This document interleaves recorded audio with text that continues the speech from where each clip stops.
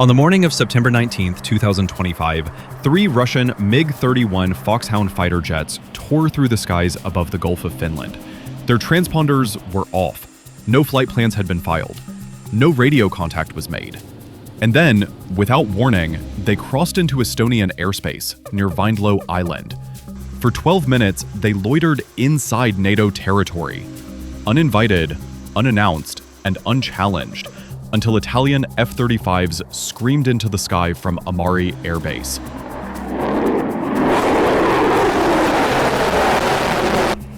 This wasn't a navigational error. It wasn't a training mishap. It was a deliberate act of airspace violation, one of 5 such breaches by Russian aircraft into Estonian territory this year. But this time, it was different.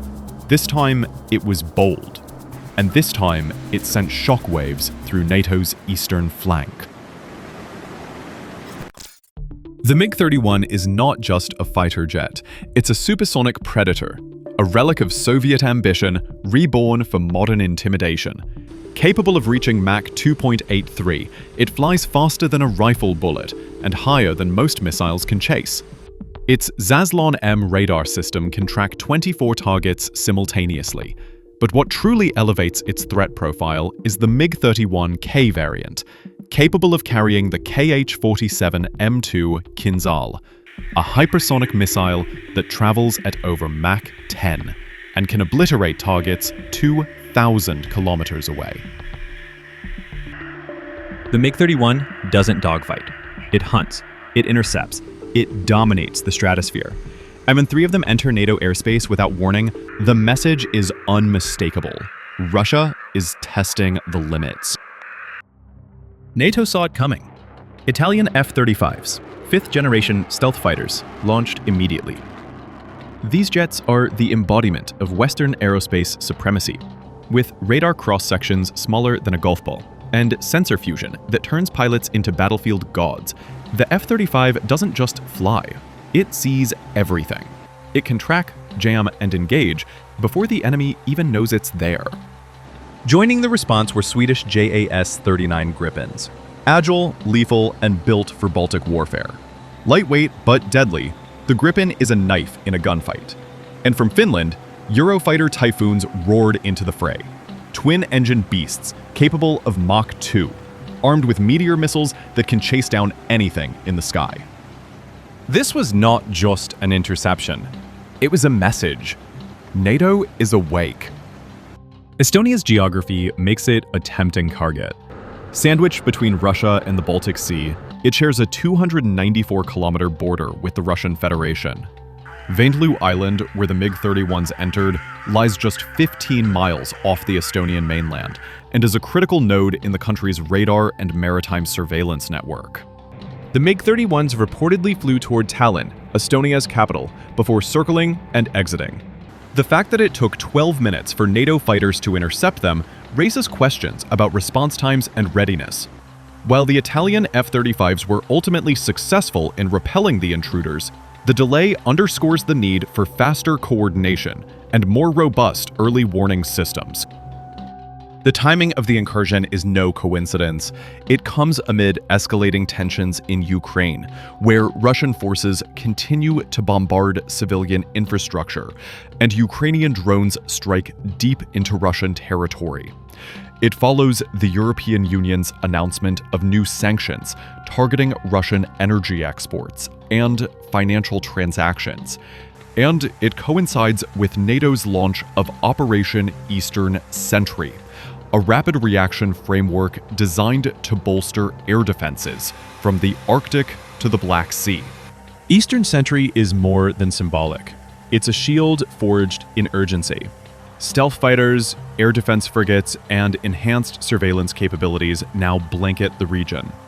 NATO's Baltic air policing mission has been reinforced, and joint exercises accelerated.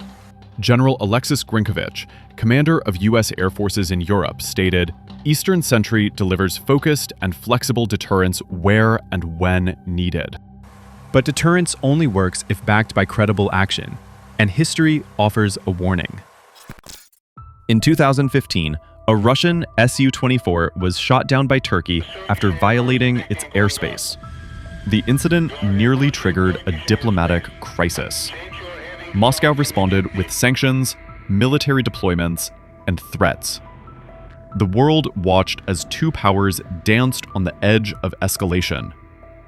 Could Estonia be next? Poland's recent experience adds fuel to the fire.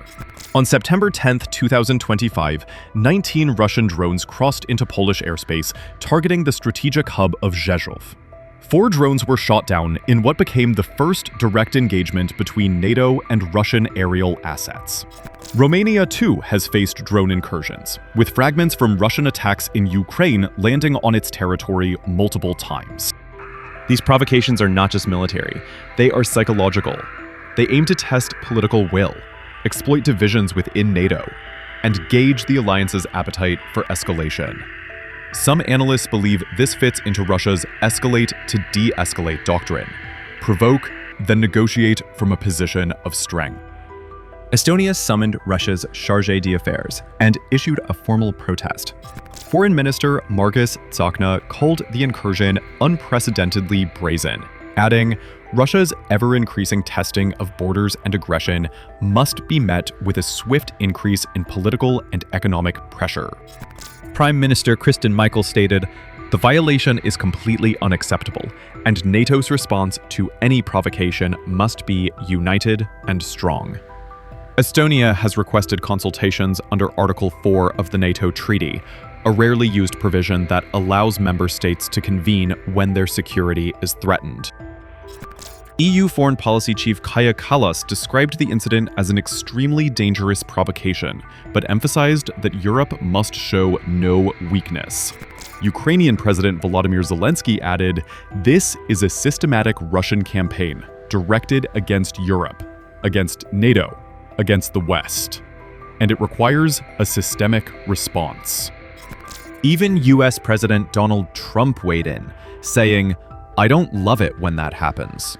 Could be big trouble." His administration has promised to review the incident and consult with allies. These reactions, while firm, are not hysterical. They reflect a growing consensus. Russia is probing, and NATO must be ready. In response, Estonia has begun unplanned military drills to strengthen its air defense capabilities. Radar coverage is being expanded, quick reaction alert protocols refined, and coordination with NATO allies intensified. The Estonian Defense Forces emphasized the need for vigilance and resilience, stating that every second counts when defending our skies. Estonia also announced that the friendship bridge, which connects it to Russia, would remain closed until the war in Ukraine is over. A symbolic but telling gesture. Estonia, Lithuania, and Poland are not just frontline states, they are the litmus test for NATO's deterrence posture. Their airspace is the buffer between Russian ambition and European stability. Every breach, every drone, every MiG-31 that crosses the line is a challenge to the post-Cold War order. The MiG-31 incursion reveals a deeper strategic shift. Russia is no longer content with indirect pressure. It is now willing to risk direct confrontation, even if only briefly, to send a message. That message is clear. NATO's eastern border is vulnerable, and Moscow is watching.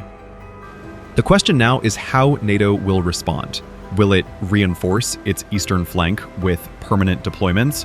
Will it accelerate the integration of Sweden and Finland into its command structure? Will it invest in next-generation air defense systems capable of intercepting hypersonic threats? These decisions will shape the future of European security. They will determine whether NATO remains a credible deterrent or becomes a reactive alliance. And they will influence how Russia calculates risk in its future provocations. As the MiG-31s vanished into Russian airspace, escorted by Italian F-35s, the skies over Estonia returned to calm. But the message they left behind still lingers. NATO's borders are being tested, its resolve is being measured, and its future may depend on how it responds to the next breach. This is not just about Estonia. It's about the integrity of the alliance. It's about the rules that govern international airspace. And it's about the balance of power in a region that has seen too many wars and too few guarantees. The MiG-31s may have flown away, but their shadow remains. A shadow that stretches from the Gulf of Finland to the hulls of NATO. A shadow that asks one question: when the next jet crosses the line, will anyone be ready?